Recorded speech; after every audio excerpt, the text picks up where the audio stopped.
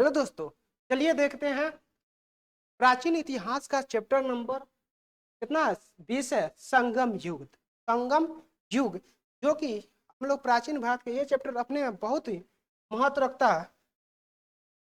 ठीक है, चलिए देखते हैं। अगर अगर इसका पीडीएफ चाहिए, हमारा टेलीग्राम चैनल है ईडू सार। क्या है? ईडू सार 87। इस पर जाकर अपना टेलीग्राम पे पीडीएफ पे ले सकते हैं। ठीक है, चलिए देखते हैं।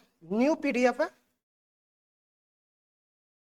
संगम युग। क्या है? संगम युग। संगम युद्ध यानी ऐतिहासिक युग के प्रारंभ में दक्षिण भारत का क्रमबद्ध इतिहास हमें जिस साहित्य से ज्ञात होता है उसे संगम साहित्य कहा जाता है। यानी इतिहास ऐतिहासिक युग के प्रारंभ में दक्षिण भारत का क्रमबद्ध इतिहास, दक्षिण भारत का क्रमबद्ध इतिहास हमें जिस साहित्य से ज्ञात होता है उसे संगम साहित्य कहा जाता है। संगम शब्द का अर्थ होता है परिषद अथवा गोष्ठी होता है। यानी संगम शब्द का अर्थ क्या होता है? परिषद अथवा गोष्ठी, जिनमें तमिल कवि एवं विद्वान एकत्र होते थे। जिनमें क्या होते? तमिल कवि और विद्वान क्या होते थे? एकत्र होते थे। प्रत्येक कवि अथवा लेखक अपनी रचनाओं को संगम के समक्ष प्रस्तुत करता था। संगम समक्ष प्रस्तुत करता था तथा इसकी स्वीकृति प्राप्त हो जाने के बाद ही किसी भी रचना का प्रकाशन संभव था। किसी भी रचना का प्रकाशन संभव था। परंपरा के अनुसार अति प्राचीन समय में पांड्य राजाओं के संरक्षण में कुल 3 संगम आयोजित किए गए। 3 संगम आयोजित किए गए। इनमें संकलित साहित्य को ही संगम साहित्य की संज्ञा प्रदान की गई है। इनमें संकलित साहित्य को ही संगम साहित्य की संज्ञा प्रदान की गई है। अब संगम साहित्य का संग्रह लगभग 300 ईसा पूर्व से 300 ईसा पूर्व से 300 ईस्वी तक तमिलों द्वारा विविध सामाजिक पृष्ठभूमि में किया गया था। अब उपलब्ध यानी संगम साहित्य का विभाजन 3 भागों में किया जाता है। पत्थु पत्त, इथु थोके और पादिनेन किल कक्कू। ठीक है, तिरुवल्लुवर कृत तिरुकुरल तमिल साहित्य का एक आधारभूत ग्रंथ बताया जाता है। इसमें 1330 दोहों के माध्यम से जीवन के 3 मुख्य पहलुओं कर्तव्य, अर्टुपाल, धन पोरुटपाल और प्रेम कामथुपाल का विवेचन किया गया है। तिरुकुरल जाति, धर्म और संस्कृति से ऊपर उठकर सभी के लिए एक सार्वभौमिक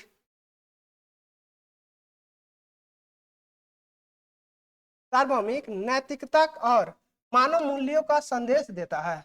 अब तिरुकुरल को तमिल भूमि की बाइबिल और 5वां वेद भी कहा गया है।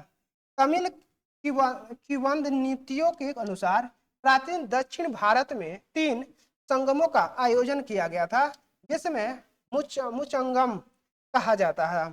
3 संगम ये थे। प्रमुख संगम, प्रथम संगम, मध्य संगम यानी दूसरा संगम, अंतिम संगम यानी तीसरा संगम। इतिहासकार तीसरे संगम काल को ही संगम काल मानते हैं और पहले 2 संगमों को पौराणिक मानते हैं। ठीक है,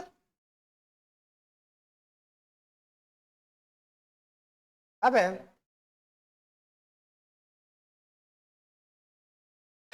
स्थान, अध्यक्ष और संकलित महत्वपूर्ण ग्रंथ। ठीक है, प्रथम संगम 4440 वर्ष पूर्व हुआ था। मदुराई में समुद्र में विलीन हो गया। अगस्त से अध्यक्ष थे। अगस्त से संकलित महत्वपूर्ण जो ग्रंथ था अकदिगम, परिपदाल, मधुनारे, मुदुकुरुक तथा कलारी आविरय कोई भी इनमें उपलब्ध नहीं है। ठीक है, दूसरा संगम 3700 वर्ष पूर्व था। कपाटपुरम अलैवाई समुद्र में विलीन हो गया। इसके भी कौन थे? अगस्त तोल्कापियम तमिल व्याकरण है, रचनाकार तोल्कापियर है। ठीक है।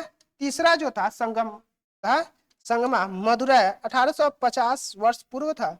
नक नकीरर जो थे नेदुन थोके, कुरुन थोके, नत्री नई, एन कुरु गुरु, परिपादल, कुथु, वरी, पेरिस है तथा चित्रिस आदि है। ठीक है।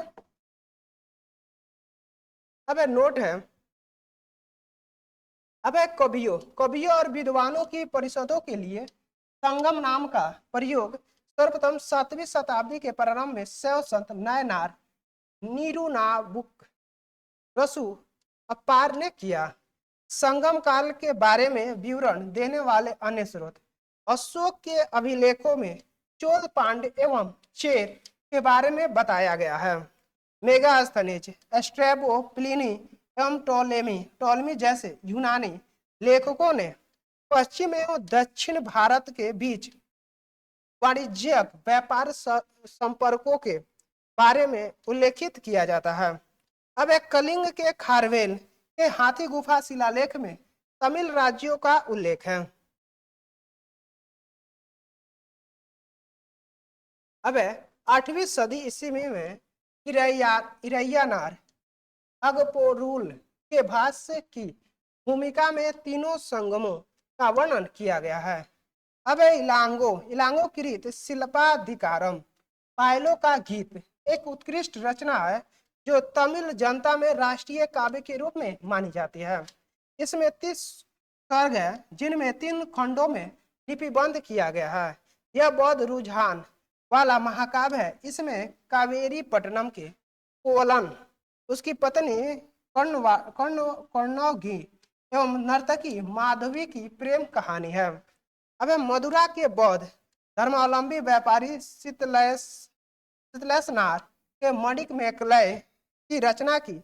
इसमें 30 सर्गों के अतिरिक्त एक प्रस्तावना भी है। इसमें राजकुमार उदय कुमारन एवं मणि मैकलय कोलन एवं नर्तकी माधवी की पुत्री की प्रेम कहानी है। इस ग्रंथ की कहानी दार्शनिक एवं सशास्त्र संबंधों बातों के लिए बनाई गई है। ठीक है। इसका महत्व मुख्यतः धार्मिक है। नीलकंठ शास्त्री के अनुसार यह बौद्ध लेखन दंडनाथ 5वीं सदी की कृति न्याय प्रवेश पर आधारित है। ठीक है। अब जीवक चिंतामणि संगम काल के बहुत बाद की रचना है। इसकी रचना का श्रेय जैन भिक्षु तिरुत्तातेश्वर को दिया जाता है। कहा जाता है कि तिरुकुच्चेवर पहले चोल राजकुमार था जो बाद में जैन भिक्षु बन गया। अब शिल्पाधिकारम मणिमेकलय एवं जीवक चिंतामणि को तमिल साहित्य का त्रिरत्न कहा जाता है। अब तोल्कापियम तमिल व्याकरण है। 5वीं सदी के बाद बहुत सी प्रसिद्ध तमिल रचनाएं नैतिक एवं दार्शनिक उद्देश्यों से लिखी गई है।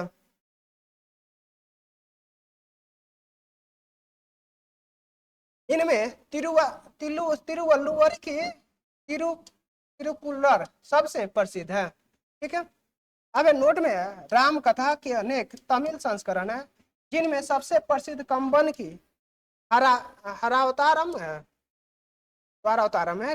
अब संगम साहित्य के काव्य को 2 श्रेणियों में बांटा गया है, अकम और पूरम। अकम काव्यों का मूल विषय प्रेम प्रसंग है जबकि पुराण काव्यों का विषय युद्ध है। ठीक है। संगम साहित्य में हमें तमिल प्रदेश के 3 राज्यों चोल, चेर तथा पांड्य का विवरण प्राप्त होता है। उत्तर पूर्व में चोल, दक्षिण पश्चिम में चेर तथा दक्षिण पूर्व में पांड्य राज्य स्थित था।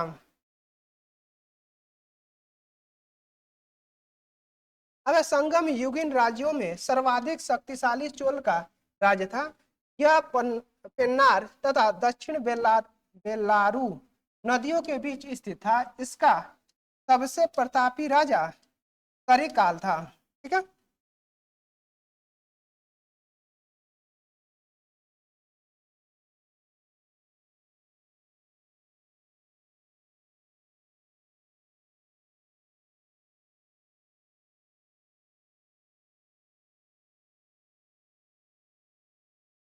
अब है करिकाल। जो करिकाल है ब्राह्मण मतानुयायी था। करिकाल क्या था? मतानुयायी था, और इसने ब्राह्मण धर्म को राजकीय संरक्षण प्रदान किया था। इसने ब्राह्मण धर्म को क्या किया था? राजकीय संरक्षण प्रदान किया था।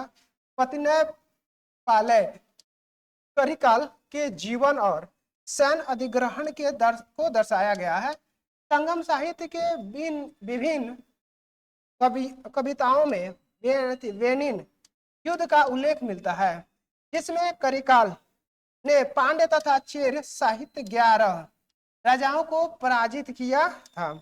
उसने पुहार या कावेरी पत्तनम शहर की स्थापना की और अपनी राजधानी उरैयूर से कावेरी पत्तनम में स्थानांतरित की। इसने कावेरी नदी के मुहाने पर बांध बनवाया तथा सिंचाई करने के लिए नहरों का निर्माण करवाया। अब पेरुनानुपादे में कारिकल को संगीत की सप्त स्वरों का विशेषज्ञ बताया गया है। अब संगम युग का दूसरा राज्य चेरों का था। यानी संगम युग का दूसरा राज्य कौन था? चेरों का था, जो आधुनिक केरल प्रांतों पे स्थित था। इसमें राज्य के कुछ प्रमुख राजा हुए। उदयनजीरल लगभग 130 ईस्वी, नेन्दुजीरल आदन जो कि 155 ईस्वी, एवं सेनगुट्टुवन जो कि 180 ईस्वी में था। ठीक है, सेनगुट्टुवन ने अधिराज की उपाधि ग्रहण की। यानी सेनगुट्टुवन क्या थे? अधिराज्य की क्या उपाधि ग्रहण की। इसने पत्नी नामक धार्मिक संप्रदाय को समाज में प्रतिष्ठित किया। इसने पत्नी नामक धार्मिक संप्रदाय को क्या किया? समाज में प्रतिष्ठित किया। संगम युग का तीसरा राज पांड्यों का था। यानी संगम युग का तीसरा राज कैसा था? पांड्यों का था, जो कावेरी के दक्षिण में स्थित था। जो कहाँ स्थित था? कावेरी के दक्षिण में स्थित था। इस वंश का संस्थापक नेडिम केलियन या नेडियोन था। इसकी राजधानी कोरकाई मदुरै यानी बेंगी नदी के किनारे और तेनकासी 16वीं शताब्दी थी। पांड्य वंश का राजकीय चिन्ह मछली थी। पांड्य मरुगन को पूजते थे। पांड्य जो थे मरुगन को पूजते थे। इसका प्रतीक मुर्गा था। इसका प्रतीक क्या था? मुर्गा था। पांड्य राजा ने 20 ईस्वी पूर्व में अगस्टस सीजर के द्वारा दरबार में प्रतिनिधि मंडल भेजा था। अब पांड्य राजाओं में सबसे शक्तिशाली नेंडुजेलियन लगभग 210 ईस्वी था। पांड्यों का पहला उल्लेख मेगास्थनीज ने किया है। उसने इस राज्य को मोतियों के लिए प्रसिद्ध बताया था। अब नोट है 26 सदी ईस्वी में मदुरै की मीनाक्षी मंदिर का निर्माण पांड्य शासक कुलशेखर पांड्य ने करवाया था। ठीक है, पांड्य राज्य की जीवन रेखा बेंगी नदी पर थी। यानी पांड्य राज्य की जीवन रेखा कहाँ थी? बेंगी नदी थी। मेगास्थनीज ने पांड्य शासक को मावर कहा है। पांड्य राज्य में भूमिकर को कराई कहते थे। यानी पांड्य राज्य में भूमिकर को क्या कहते थे? कराई कहते थे।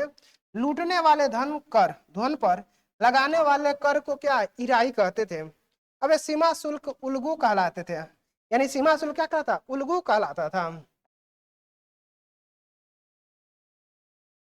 अब नल्लियूकोडन क्या? नल्लियूकोडन संगम युग का अंतिम ज्ञात पांड्य शासक था। नल्लियूकोडन संगम युग का अंतिम ज्ञात पांड्य शासक था। संगम युग में राज्य को मंडल कहा जाता था। यानी संगम युग में राज्य को क्या कहा था? मंडल कहा जाता था। अब राजा का जन्मदिन पेरुनल कहलाता था। राजा का जो जन्मदिन था पेरुनल कहलाता था। संगम युग में मंत्रियों को अमाईचान या अमाईचार कहा जाता था। संगम युग में मंत्रियों को अमाईचान या अमाईचार कहा जाता था। अब राजधानी में एक राज्यसभा होती थी। राजधानी में क्या होती थी? एक राज्यसभा होती थी, जिसे नावलेव कहा जाता था। जिसे क्या? नालवे कहा जाता था। यह राजा के साथ न्याय का कार्य करता था। यह राजा के साथ क्या करता, न्याय का कार्य करता था। राजा देश का प्रधान न्यायाधीश तथा सभी प्रकार के मामलों की सुनवाई की अंतिम अदालत होता था। राजा के न्यायालय को मनरम कहा जाता था। राजा के न्यायालय क्या मनरम कहा जाता था। चोरी चोरी तथा व्यभिचार के अपराध के लिए मृत्युदंड दिया जाता था। यानी चोरी तथा व्यभिचार के अपराध के लिए मृत्युदंड दिया जाता था। झूठी गवाही देने पर जीभ काट ली जाती थी। झूठी गवाही अगर दे रहा है तो क्या क्या जीभ काट ली जाती है।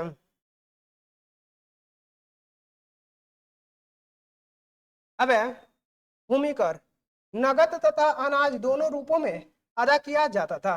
यानी भूमि कर जो था नगद तथा अनाज दोनों रूपों में अदा किया जाता था। संभवतः यह उपज का छठा भाग होता था, किंतु कभी कभी इसे बढ़ाया जाता था। व्यापारियों से सीमा शुल्क एवं चुंगी वसूल की जाती थी। अब सेना के सेनापति को एनआरडी की उपाधि दी जाती थी। यानी सेना के सेनापति को एनआरडी की उपाधि दी जाती थी। सेना के अग्र टुकड़ी टुकड़ी को तुसी तथा पिछले टुकड़ी को कुले कहा जाता था। सेना में बेलाल धनिक कृषक भर्ती किए जाते थे। सेना चतुरंगनी होती थी। सेना कैसी होती थी, चतुरंगनी, जिसमें अश्व गज रथ तथा पैदल सिपाही सम्मिलित थे। अब नगाड़ा एवं शंख बजाकर सैनिकों को बुलाया जाता था।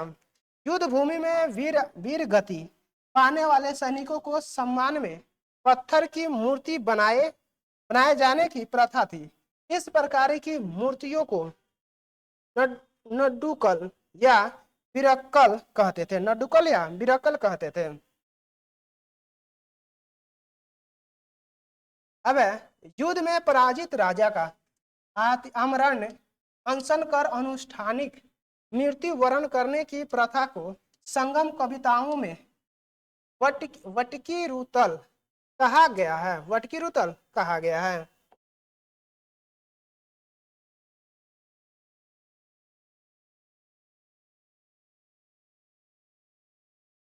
अब राजा अपने आवास की रक्षा के लिए सशस्त्र महिलाओं सशस्त्र महिलाओं को तैनात करता था। इन राजा अपने आवास की रक्षा के लिए सशस्त्र महिलाओं को तैनात करता था। युद्ध में बंदी स्त्रियों को दासी बनाकर उससे मंदिरों में दीपक जलाने का कार्य कराया जाता था। अब संगम काल में समय जानने के लिए जल घड़ी का प्रयोग किया जाता था। अब संगमकालीन कुछ अन्य वर्ग पुलयन दस्तकारों का एक वर्ग जो रस्सी तथा पशु चर्म की सहायता से चारपाई एवं चटाई बनाने का कार्य करते थे। एनियर जो है शिकारियों की एक जाति है। मलबर जो है लूटपाट करने वाली जाति है। लूटपाट करने वाली क्या है, जाति है।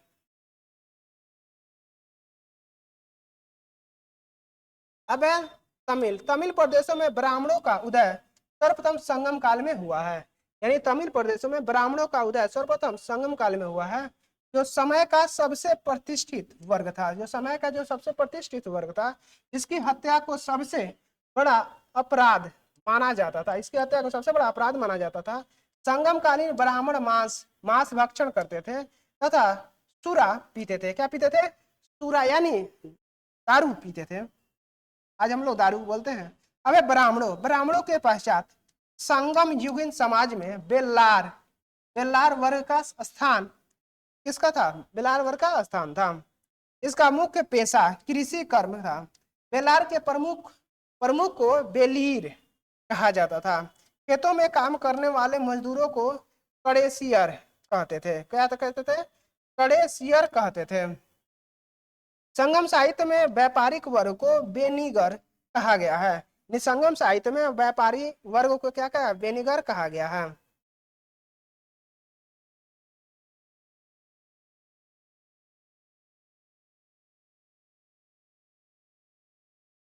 अब संगम साहित्य में दास प्रथा के अस्तित्व का प्रमाण नहीं मिलता है। संगम साहित्य में दास प्रथा का अस्तित्व का प्रमाण नहीं मिलता है। अब तोल्कापियम नामक तमिल रचना से ज्ञात होता है कि संगम काल में विवाह को संस्कार के रूप में मान्यता प्रदान की गई थी। इसमें हिंदू धर्म शास्त्रों में वर्णित विवाह के 8 प्रकारों ब्राह्मण, देव, आर्ष, प्रजापत्य, असुर, गंधर्व, राक्षस तथा पश्चात का उल्लेख मिलता है। अब परिणय विवाह की मान्यता दी गई थी, जिसमें पंच नय कहा गया है। एक पक्षीय परिणय को कैकिनय व अनुसूचित परिणय को पेरुंदिनय कहा गया है। अब अगला है संगम काल में चावल मुख्य रूप खाद्यान्न था। यानी संगम काल में चावल क्या था? मुख्य खाद्यान्न था। इसे दूध में मिलाकर सांभर नामक खाद्यान्न तैयार किया जाता था, उन्हें खाया जाता था। अब नर्तक क्या है? नर्तक नर्तकियों व गायकों के दल धूम धूम कर लोगों का मनोरंजन किया करते थे। संगम साहित्य में इन्हें पानर व बिडेलियर कहा गया है। तमिल साहित्य में मच्चेलियर तथा अवैवर जैसी कवियत्रियों की चर्चा हुई है। इससे स्पष्ट है कि इस काल की स्त्रियां सुशिक्षिता होते थे। क्या होते थे? सुशिक्षिता होते थे। अब संगम काल के लोग कौवे को शुभ पक्षी मानते थे, जो अतिथियों के आगमन की सूचना देता था। कौवा नाविकों की सही दिशा का भी बोध कराते थे। इस कारण सागर के मध्य चलने वाले जहाजों के साथ उन्हें ले जाया जाता था।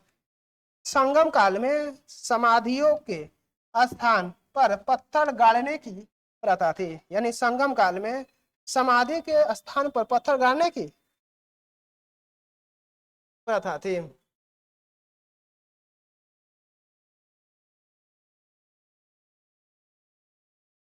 अब इन्हें बीरगल अथवा वीर प्रस्तर कहा जाता था। इनकी पूजा भी होती थी। प्रायः युद्ध में वीर गति प्राप्त सैनिकों के सम्मान में खड़े किए जाते थे।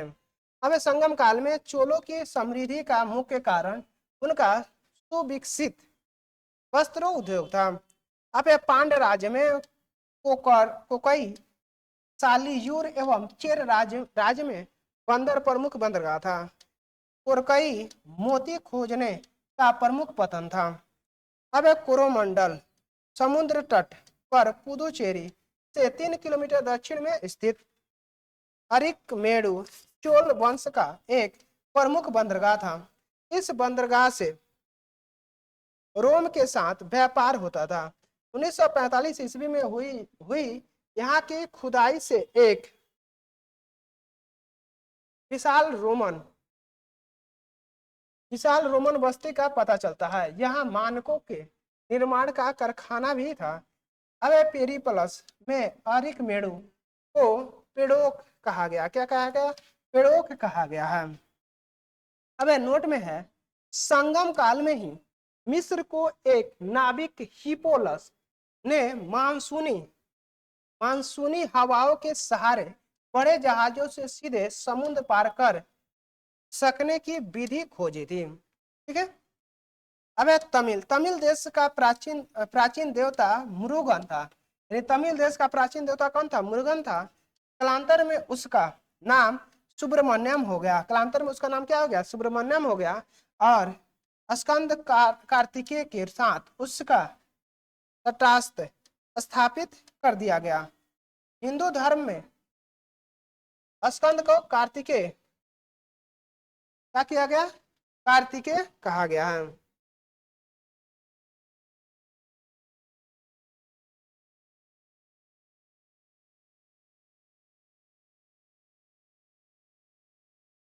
यानी कार्तिकों को शिव पार्वती का पुत्र माना गया है।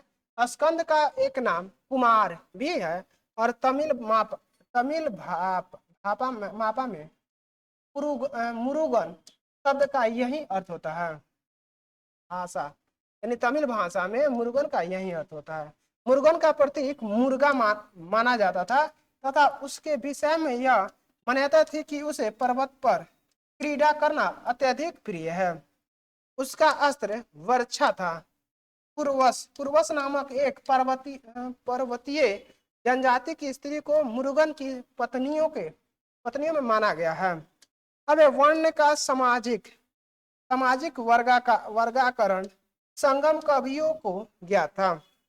संगम साहित्य में पवित्र या जादुई शक्तियों में विश्वास जताया गया है, जिसे अनकु कहा जाता है। क्या कहा जाता है?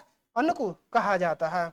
यहाँ पे हमारा संगम चैप्टर समाप्त हुआ। अगला चैप्टर है गुप्त साम्राज्य, जो कि हम लोग अगला वीडियो में देखेंगे। Thank you for watching. Like share and subscribe.